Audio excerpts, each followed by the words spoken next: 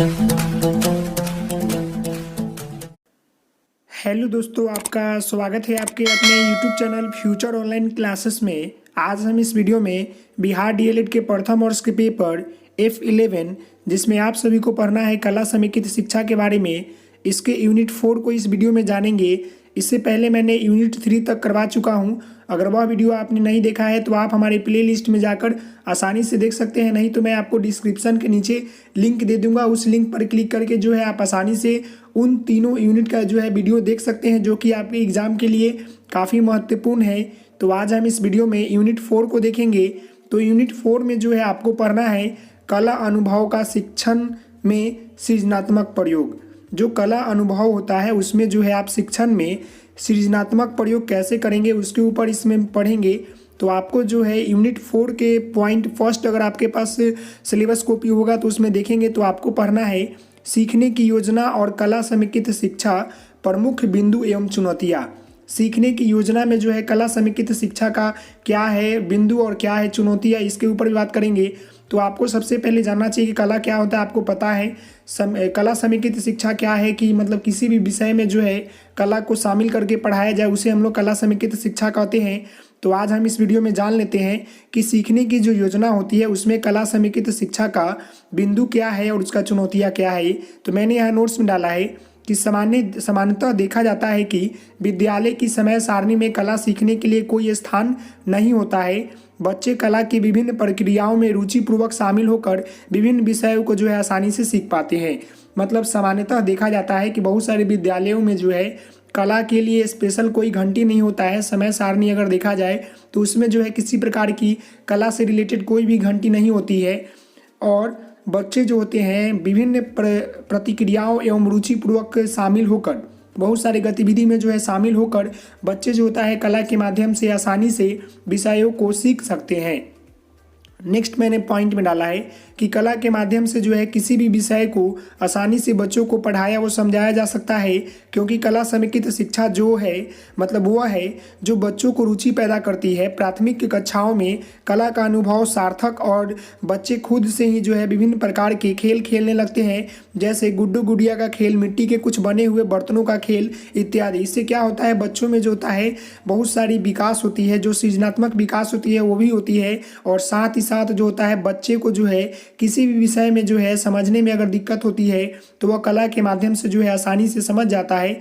ये सब जो है सीखने सिखाने में जो है कला समेकित शिक्षा का प्रयोग करके जो है सिखा दिया जा सकता है, क्योंकि कला का मतलब है कि अगर किसी विषय में बच्चों को किसी चीज़ के बारे में जानकारी देनी है तो सामने उसे नाटक या ऐसे कुछ रंगमंच प्रदान करें जिसके माध्यम से जो है बच्चे कहानी नाटक के तौर तरीके के माध्यम से जो है उस पाठ का जो है मतलब उद्देश्य जो है समझ पाए। इसीलिए जो है कहा जाता है कि कला के माध्यम से जो है किसी भी विषय को जो है आसानी से बच्चों को पढ़ाया व समझाया जा सकता है, क्योंकि कला शिक्षा जो है वह बच्चों में जो है रुचि पैदा करती है और आनंदमय बनाती है। आगे देखते हैं। तो नेक्स्ट आप जानेंगे पॉइंट के ऊपर।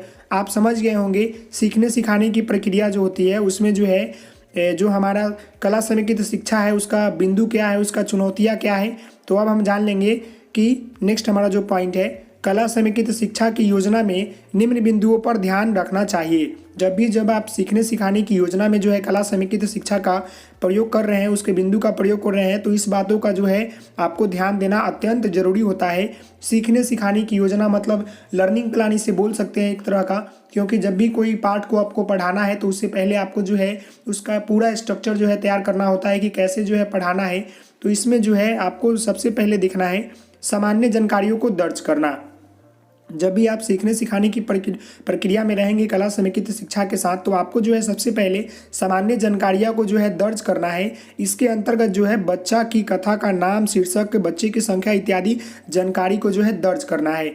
अगर मान लीजिए कि आपको कोई चैप्टर पढ़ाना है उसमें जो है आपको कला समेकित शिक्षा का जो भी उसका प्रयोग है उसकी बिंदु है उसको लेकर पढ़ाना है, तो इन तीनों बातों को जो है आपको ध्यानपूर्वक रखना पड़ेगा। सबसे पहले जो है सामान्य जानकारी को दर्ज करना। इसके अंतर्गत क्या होता है कि कथा का नाम लिखेंगे, शीर्षक लिखेंगे, बच्चों की संख्या लिखेंगे और बहुत सारी जानकारियाँ जो है चैप्टर से रिलेटेड उसको लिखेंगे। अब नेक्स्ट आता है पूर्व ज्ञान पूर्व अनुभव ज्ञान का पता लगाना। अगर मान लीजिए किसी बच्चे को जो है भारत के हिंद देश के निवासी पढ़ाना है तो उससे पहले जो है उससे रिलेटेड कुछ ऐसे प्रश्न पूछेंगे, ऐसे कुछ करवाएंगे ताकि बच्चों को ज्ञान को हम आकलन कर पाए, उसके जो ज्ञान है उसका पता लगा पाए कि क्या इन बच्चों के बारे में जो है इससे जानकारी है कि नहीं है। इसीलिए जो है आप पूर्व अनुभव ज्ञान का पता लगाएंगे। इसके अंतर्गत यह पाया जाता है कि जिस विषय की अवधारणा को शिक्षक कराना है, मतलब जिस विषय को आपको पढ़ाना है उसके प्रति जो है शिक्षकों के पास पहले से क्या समझ है या नहीं है, तथा बच्चों को किस प्रकार का कला का उपयोग कराया जा सकता है, इसके लिए स्थिति देख लेनी चाहिए। पाठ्यचर्या और पाठ्यक्रम में जो है चयनित अवधारणाओं को लेकर कौन कौन से उद्देश्य सुझाए गए हैं उसे भी आपको ध्यान देना है। जब भी आप सीखने सिखाने मतलब योजना करते हैं, बच्चों को आप कक्षा में पढ़ाते हैं कला समेकित शिक्षा के माध्यम से, तो आपको जो है सबसे पहले जो है आपको उसके शीर्षक का नाम लिखना पड़ेगा, उसके बच्चों की संख्या लिखेंगे, उस जो चैप्टर है उसका शीर्षक लिखेंगे, कहानी लिखेंगे, जो भी है उसको लिखेंगे। उसके बाद जो है उस चैप्टर से रिलेटेड जो है पूर्व अनुभव ज्ञान का पता लगाएंगे। इसके साथ साथ अपने आप पर भी जो है आपको पता लगाना है कि क्या मुझे इस चैप्टर से रिलेटेड बहुत सारी जानकारियाँ प्राप्त है कि नहीं है। फिर बच्चों के किस तरह का जो है इस चैप्टर को समझाने में हम कला समेकित शिक्षा का प्रयोग कर सकते हैं। साथ ही साथ जब भी आप कक्षा में पढ़ाते हैं जो भी चैप्टर, तो उसमें जो है बहुत सारी गतिविधियां दी रहती है कि आपको जो है इस वे में जो है इस गतिविधि को कराकर जो है बच्चों को सीखने सिखाने की योजना कला समेकित शिक्षा का जो बिंदु होता है उसमें आप शामिल करके पढ़ा सकते हैं। देखिए यहाँ मैंने लिखा है कि इसमें भी जो है स्थिति देख लेनी चाहिए कि पाठ्यचर्या और पाठ्यक्रम में चयनित जो अवधारणाओं हैं उसको लेकर कौन कौन से उद्देश्य जो है सुझाए गए हैं, इसके ऊपर भी जो है आपको ध्यान देना है। तो ये जो है सेकंड पॉइंट है।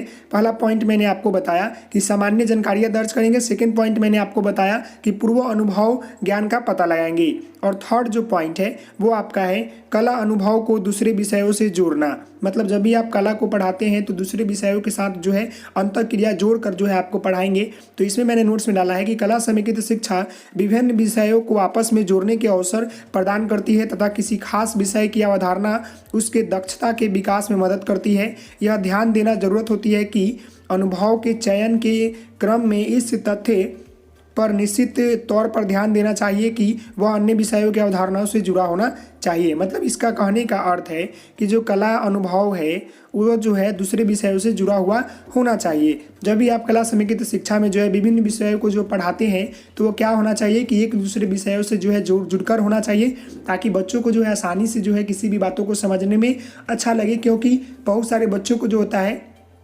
हिंदी नहीं आती है लेकिन उसको जो है इंग्लिश आती है।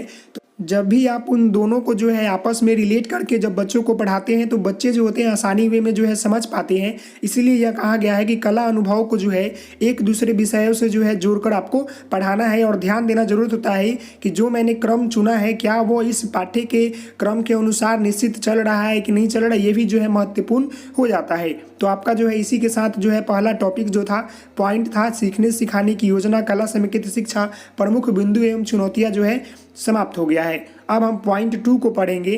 तो पॉइंट 2 में जो है आपको पढ़ना है विभिन्न कला सामग्रियों का शिक्षण में प्रयोग, विषयों के विषय वस्तु के संदर्भ में सीखने की योजना एवं क्रियान्वयन।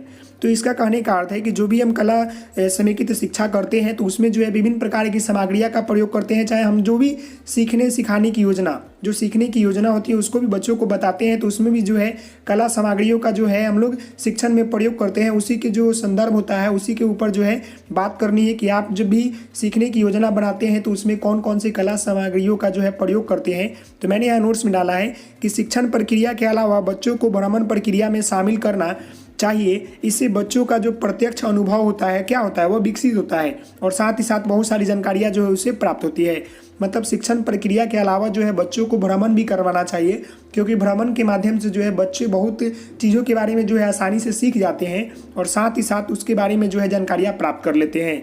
नेक्स्ट पॉइंट है बच्चों के द्वारा बनाई गई कलात्मक वस्तुओं को प्रदर्शनी की व्यवस्था करानी चाहिए ताकि बच्चे के मन में कला के प्रति प्रोत्साहन जागृत हो।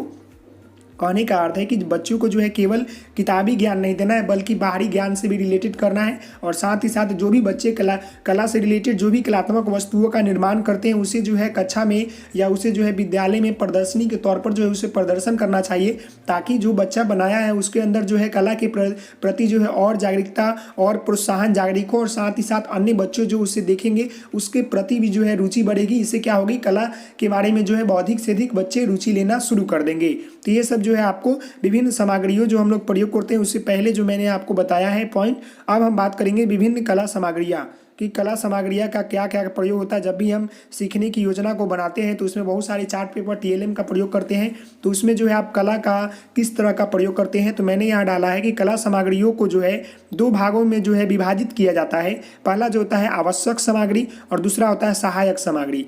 आवश्यक सामग्री का मतलब कि वैसे सामग्री जो बहुत ज़रूरी है, और सहायक सामग्री जिसको हम लोग बनाने में प्रयोग में लाते हैं। अगर मुझे किसी चार्ट पेपर पर कुछ बनाना है तो क्या है, वो तो आवश्यक सामग्री है कि मुझे इस चैप्टर से रिलेटेड यह चार्ट पेपर जो है बनाना है। लेकिन यहाँ पर क्या है कि सहायक सामग्री क्या हो जाएगा, तो सहायक सामग्री में हो जाएगा क्या, पेंसिल बोल सकते हैं, रबर कटर, स्केच कलर, मोम कलर, ये सब जो है हमारे सहायक सामग्री होते हैं। तो एक एक कर जो है इन दोनों के बारे में जान लेते हैं। तो मैंने यहाँ पॉइंट्स में डाला है कि कला संबंधित आवश्यक सामग्री जो होता है निम्न प्रकार की होती है, जैसे ड्राइंग पेपर, ड्राइंग बोर्ड, रंग आदि। ये सब जो है आपका सामग्री है। फिर आता है कला संबंधित सहायक सामग्री के तौर पर देख लेते हैं। मदद करने वाले सामग्री कौन से हैं। जब भी आप कला से रिलेटेड किसी आवश्यक सामग्री का निर्माण करते हैं तो उसमें जो है सहायक सामग्री का भी जो है प्रयोग करते हैं। तो इसमें जो है सहायक सामग्री कौन कौन से है उसके बारे में जान लेते हैं। पेंसिल है, रबर है, कलर है, स्केच है, चांद है, प्रकार इत्यादि जो है ये सब हमारे सहायक सामग्री है। कहने का अर्थ है कि TLM जो टीचिंग लर्निंग मटेरियल होता है उसको तैयार करने में आपको जो है इन सभी चीज़ों का आवश्यकता होती है। और साथ ही साथ विभिन्न कला सामग्रियों का भी जो है उपयोग होता है। जैसे पेंसिल का उपयोग क्या होता है, तो इसके बारे में मैंने नहीं लिखा है, बता देता हूँ। पेंसिल का प्रयोग हम लोग लाइन खींचने के लिए, फिगर बनाने के लिए करते हैं। रबर का प्रयोग हम लोग मिटाने के लिए करते हैं। कलर का प्रयोग हम लोग रंग करते हैं ताकि जो चित्र हो वह अट्रैक्टिव लगे। स्केच का प्रयोग जो होता है वो भी हम लोग करते हैं। चांद का प्रयोग करके बहुत सारी आकृतियों का निर्माण करते हैं। इस तरह का जो होता है हम लोग इसका प्रयोग करते हैं सहायक सामग्री में। और आवश्यक सामग्री में होता है, जैसे अगर मुझे भारत की नक्शा बनाना है तो मुझे ड्राइंग पेपर जरूरत है, तो क्या हुआ, आवश्यक सामग्री हो गया। अगर मुझे बोर्ड पर कुछ बनाना है तो ड्राइंग बोर्ड होना चाहिए, ये भी हमारे आवश्यक सामग्री हो गए। तो ये सब जो थे हमारे सामग्री थे जो कि हमारे सीखने सिखाने की योजना में जो होता है, विषयों के विषय वस्तु के संदर्भ में जो होता है हम लोग कला सामग्रियों का प्रयोग करते हैं और विषय वस्तु से रिलेटेड जो है सीखने की योजना का जो है क्रियान्वयन करते हैं। तो आप मेरी बात समझ गए होंगे। अब हम आगे जानते हैं पॉइंट 3 को। तो पॉइंट 3 जो है इसमें हमको पढ़ना है विद्यालय के भवन, जगह, समय और गतिविधि में कला अनुभव के समावेश के तरीके। जो भी हमारे विद्यालय होते हैं उसके भवन के बारे में, उसके जगह के बारे में, उसके समय के बारे में, उसके गतिविधि के बारे में जो होता है कला अनुभव के समावेश के तरीके बताना है कि कला को जो है आप किस तरह से समावेश कर सकते हैं और किस किस जगह जो है उसका प्रयोग कर सकते हैं। तो मैंने यहाँ नोट्स में लिखा है, आप देख रहे होंगे कि विद्यालय भवन जो होता है केवल वह स्थान नहीं है जहाँ कुछ विषयों का शिक्षण दिया जाता है, बल्कि विद्यालय एक घर जैसा होना चाहिए जहाँ बालक अपने जीवन के प्रारंभिक जो वर्ष होता है उसको सुविधापूर्वक जो है व्यतीत करे तथा अपने भविष्य को सफल व सुखी बनाने के लिए तैयार हो सके। मतलब कहने का अर्थ है कि विद्यालय जो है केवल वह एक स्थान नहीं है बल्कि वह विद्या का मंदिर है, जहाँ पर जो होता है बच्चे जो होते हैं अपना घर जैसा वो सोचते हैं और वहाँ पर जो होता है उनका जीवन की प्रारंभिक वर्षों का जो है सुविधापूर्वक जो होता है व्यतीत होता है और साथ ही साथ जो होता है भविष्य में सफल व सुखी जीवन का निर्माण होता है। तो यह आपका हो गया विद्यालय। अब हम आगे जान लेते हैं कि विद्यालय का भवन जो है कैसा होना चाहिए अगर कला समेकित शिक्षा का प्रयोग करना है या कला का जो है समावेश करना है।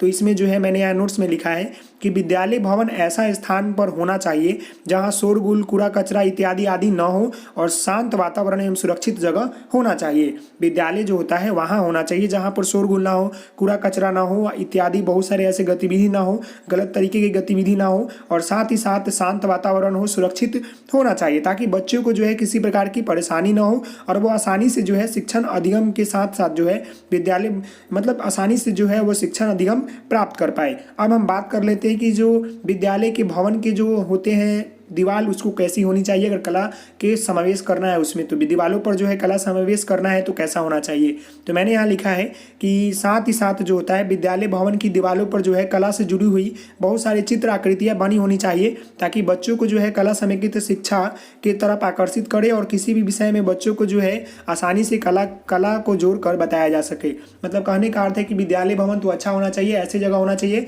जहाँ शोरगुल ना हो, जहाँ अच्छी व्यवस्था हो और साथ ही साथ विद्यालय भवन का जो दीवारें होती है उस पर जो है कला समेकित शिक्षा को जो है शामिल करने के लिए सारी विषयों से रिलेटेड जो है कला सामग्रियों का जो है प्रयोग करे, उससे बहुत तरह के जो है आकृति चित्र बनाए ताकि बच्चों को जो है आसानी से उस चित्र को देखकर उस विषय के बारे में जानकारी प्राप्त कर सके। और जगह जो है अच्छा जगह हो, शांत वातावरण हो। अब हम जान लेते हैं ये सब के बारे में जान लिए। अब नेक्स्ट जो है मैंने पॉइंट डाला है कि विद्यालय भवन जो है व्यापक शब्द है जिसके अंतर्गत जो है स्थिति, इमारत, खेल का मैदान, फर्नीचर, पुस्तकालय, छात्रावास व अन्य सजावटी आती है, मतलब सजावट आती है, साज सजावट आती है जिसमें विद्यालय को पढ़ने वाले बच्चों को जो है मन लगे तथा विद्यालय जो है सुव्यवस्थित हो। विद्यालय का कहने का अर्थ है कि जहाँ पर जो है अच्छी इमारत हो, अच्छी जगह हो, अच्छा वातावरण हो, अच्छा समय हो, अच्छा गतिविधि हो और साथ ही साथ वहाँ खेल का मैदान हो, फर्नीचर हो, पुस्तकालय हो, छात्रावास हो, अन्य साज सजावट आते हो। तो ये सब जो है विद्यालय जो है एक अच्छा भवन, जगह, समय और गतिविधि को जो है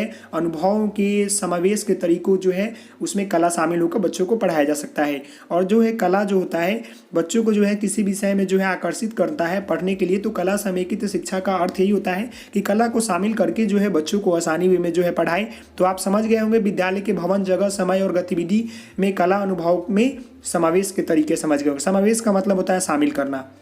नेक्स्ट अब जान लेते हैं पॉइंट 4 जिसमें हम सभी को जानना है सीखने सिखाने के कला अनुभव के प्रभावी समावेश हेतु शिक्षक एवं विद्यालय की भूमिका।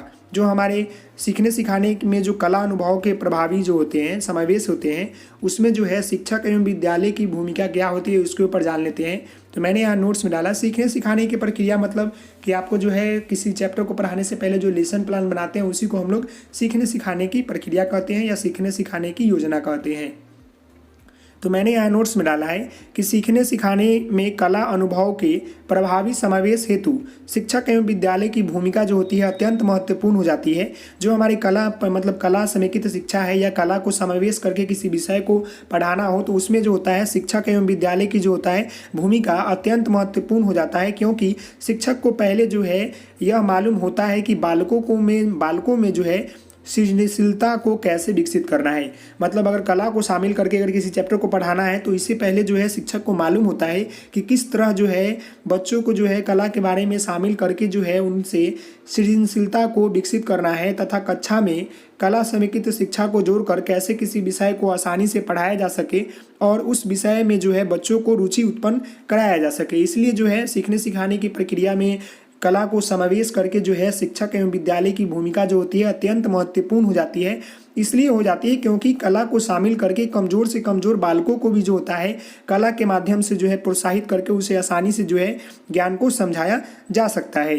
मैंने नेक्स्ट अब यहाँ पॉइंट में डाला है कि विद्यालय ही वो स्थान है जहाँ बालक जो होता है घर के बाद कला सीखता है। यहाँ पर कला लिख दिया है, कला सीखता है। जीवन के कुछ गुण और विशेष प्रकार की क्रियाएं तथा व्यवसाय की शिक्षा कला के माध्यम से विद्यालय में ही दी जाती है।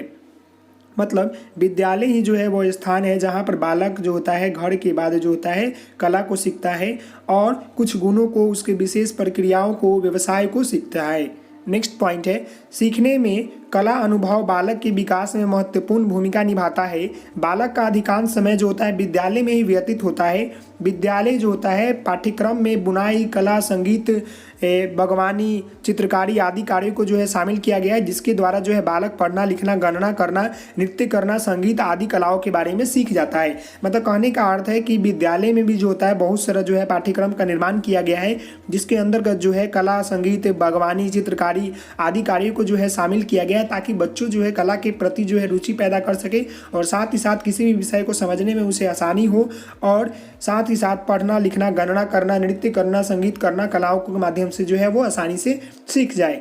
तो आज हम इस वीडियो में जो है F11 के जिसमें आप सभी को पढ़ना था कला समेकित शिक्षा के बारे में, इसके यूनिट 4 में आपको पढ़ना था कला अनुभव के शिक्षण में सृजनात्मक प्रयोग के बारे में। तो चारों पॉइंट को मैंने पढ़ा दिया है जो कि काफ़ी महत्वपूर्ण है। तो आशा करता हूँ कि ये वीडियो आपको अच्छा लगा गया। तो आप हमारे चैनल को लाइक करेंगे, शेयर करेंगे, सब्सक्राइब करेंगे। Thank you for watching this video. Please like, share and subscribe my channel. तो मिलते हैं नेक्स्ट वीडियो में, तब तक के लिए धन्यवाद। Thank you.